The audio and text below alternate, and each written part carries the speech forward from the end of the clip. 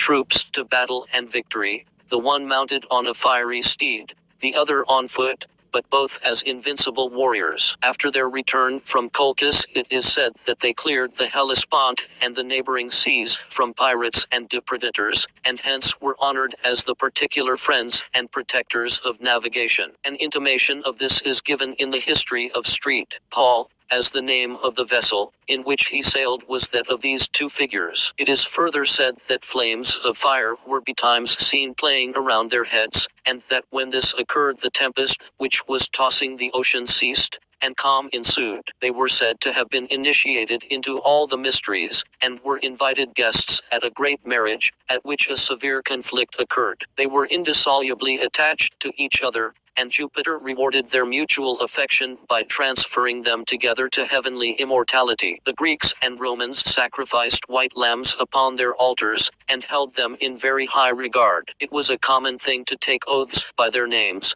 as indicative of the utmost truth and verity. Vulgarly, the habit still survives of swearing by Gemini. Further accounts represent these two youths as kings, and as divine saviors and helpers of men, though mostly in the character of warrior judges. They were supposed to preside over the public games, particularly where horses were concerned. War songs and dances were supposed to have originated with them, and they had much to do in favoring and inspiring the bards and poets. When Menestheus was endeavoring to usurp the government of Attica, they interfered, and devastated the country around Athens until its gates opened to them, and the Athenians submitted to them and rendered them sacred honors. They were distinguished in the Calydonian hunt, and fought and slew Amycus, the gigantic son of the god of the sea, who challenged the Argonauts and had shown himself the enemy of Heracles. They made invasive war to recover the portions of which they had been cunningly cheated,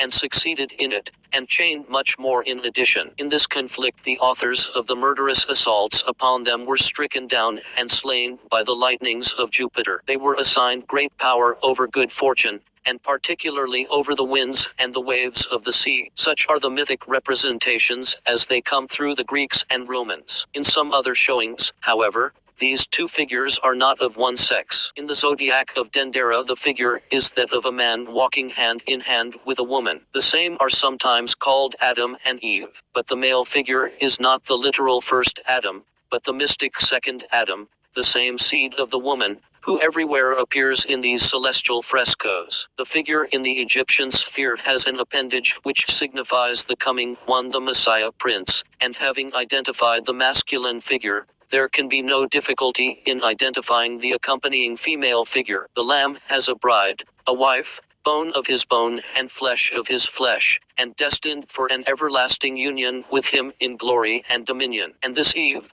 made out of his side in the deep sleep of death to which he submitted for the purpose, is none other than the Church, which here appears in celestial union with her sublime Lord. Even the word Gemini, in the original Hebrew, Arabic, and Syriac, whence it has come, does not run so much on the idea of two brought forth at the same birth, as upon the idea of something completed, as of a year come to the full, or as of a long betrothal brought to its consummation in perfected marriage. The old Coptic name of this sign, Pi Elahi, signifies the united, the completely joined. The star names, and when we closely examine the names still retained in this